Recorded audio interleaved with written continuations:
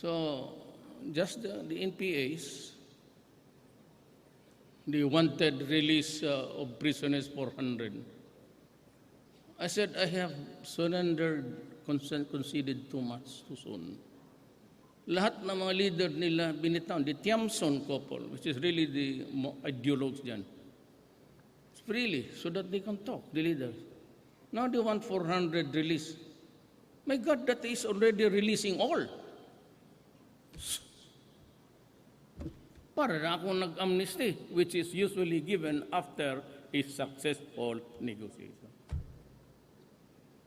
Ngayon sabi ko, huwag niyo akong ipitin because the military might not like it. And then if the military would oust me, would kill me, you have nobody talking to you.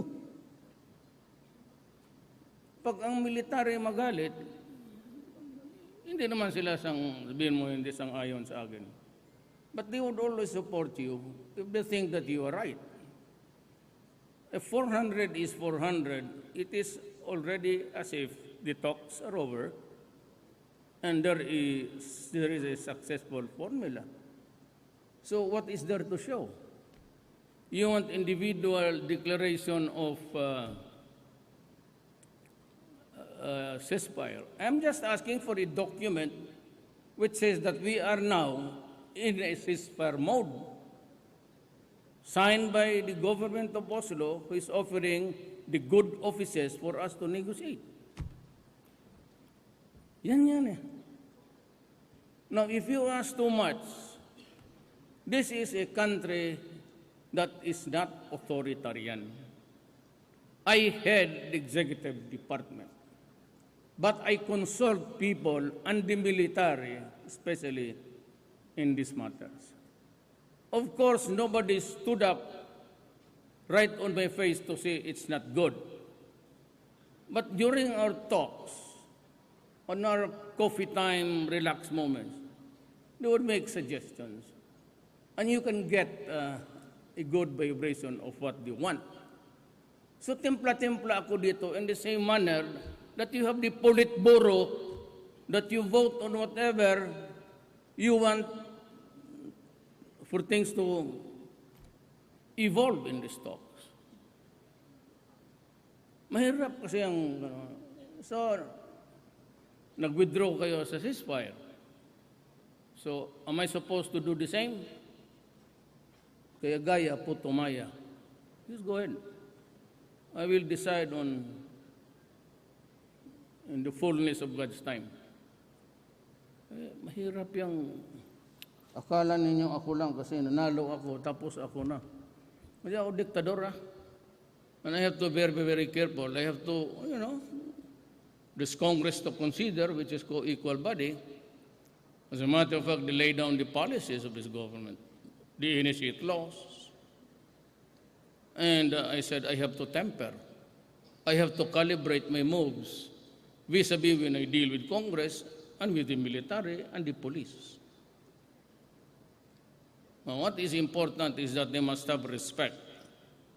Otherwise, pag nawala ng respeto yan, wala na. For the years that I've been mayor, I got it from my father, who was also once the governor of this one Davao before. And he said that north or respect in everybody's heart. Pag nawalaan yan ng respeto sa iyo, tutumbahin ka.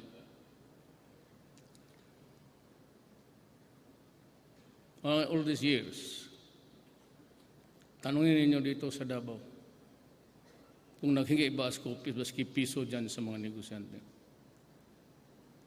I'll make it public now. Lucio Tan, si Andrew Sumigaward, they came here to chasing me. To the last moment, I never accepted their donation. Pangayan, you can dig into the records.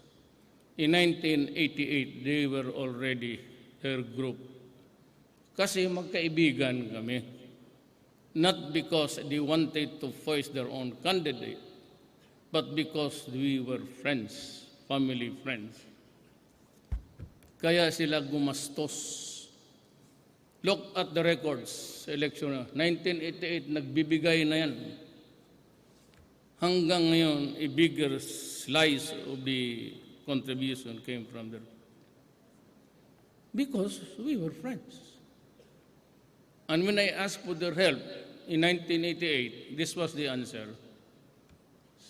Sabi ko sa kanya, his brother-in-law, I asked for a meeting. I said, I will run for vice mayor. Can you support me? And he said, no. Hindi na sayangan yung pera sa iyo. But if you decide to run for mayor, we will go for you. Yan ang totoo.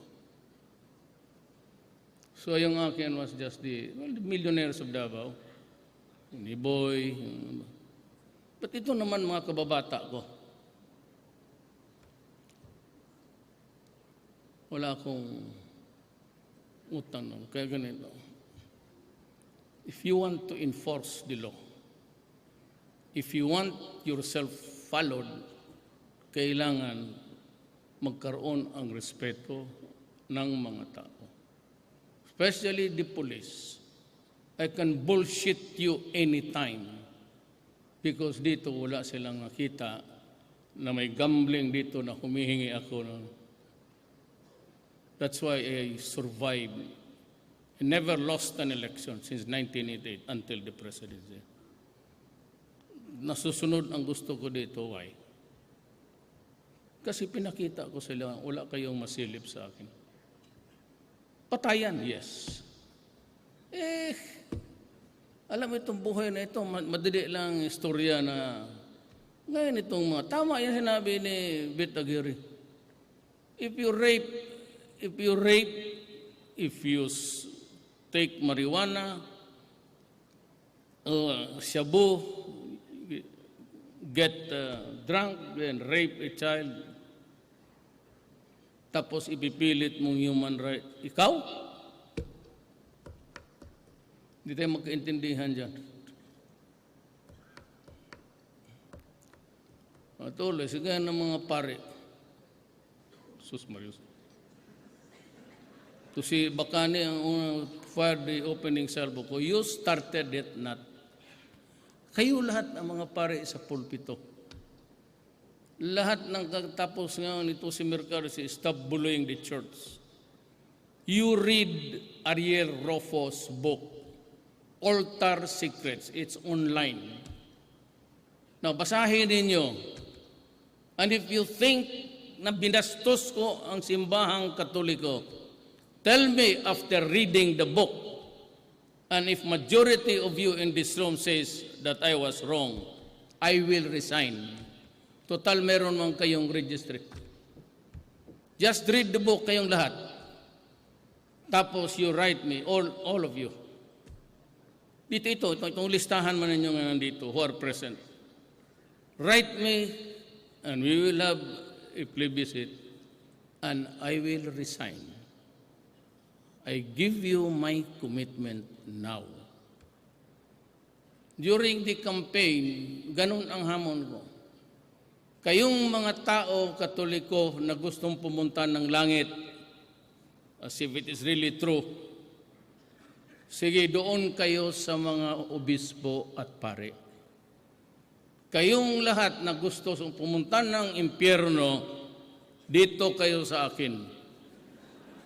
Kasi may gawin ako para sa bayan.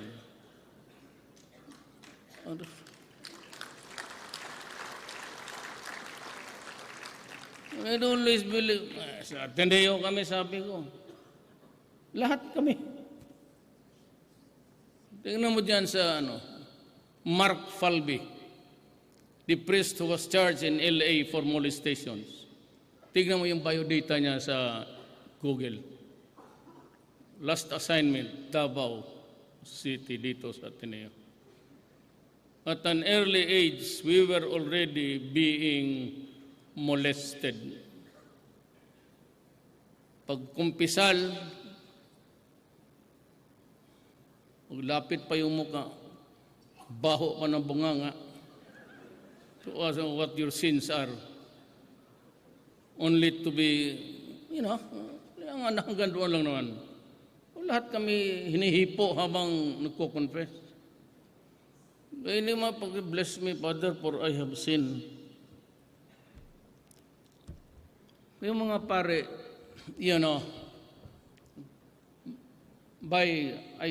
pag nakinig ang Pilipino sa akin, at nabasa nila yung writer, he is a narrator of the CBCP. He used to write for, I think, Inquirer, pati the Philippine Star. Parang namatay na ata. I don't know. I am sorry if I'm wrong. But pasana. Ang number 1, si Bacani. Molestation. Yan ang karamihan ninyo. Molestation. Ayang mga, ayaw ko lang mag-intriga. Kayong mga asawa ninyo, trabaho dyan sa pari, bantay kayo. So, maniwala ka. I am not, maski kayo alam ninyo. Sino mang, ito yung pares please ninyo. Matino. Dito ako na naputang ina sa inyo. Mayor ako eh. Tapos may punta sa opisina ko. Mayor, pwede bang magpa-embalsamar pa ng isang araw? Bakit? Kasi ayaw ng pare magbindisyon kasi linggo daw. Kasi tapos pinasok namin doon, mabaho na, nagalit ang pare. Kita niyong kaugok niya. You refuse to what? To bless. Mamatay na lang ako, galit ka pa, magbayad pa ako sa putang ina ninyo, ay Jesus, Mariusel. Tapos stop bullying the church. Anong klase kayo? Kolekta dito. Noong una, Sunday lang. Tapos ginawa ninyong misa, Sabado, okay na yung sa linggo. Tapos, sige, kolekta. Where's the money? We are into the business of, I haven't seen really a true blue na meron kayong rehab center. Madala pa naman yung putang inang droga na, mga kababata, huwag ninyong panandroga. Koleksyon natin. Ako na ang bahala sa sarili ko. Nabubusog kayo ng, kayo nag-umpisa eh. Bullshit, kayo ang nag-umpisa. Kasi sinabi ko sa inyo, wag. Because sabi ko noon sa eleksyon, di na bali ako matalo, huwag ninyo akong ganunin. Kagaya rin sa Amerika. Kasi sabi ko, umabag, go to hell. Huwag mo akong ganunin, putang ina ninyong lahat.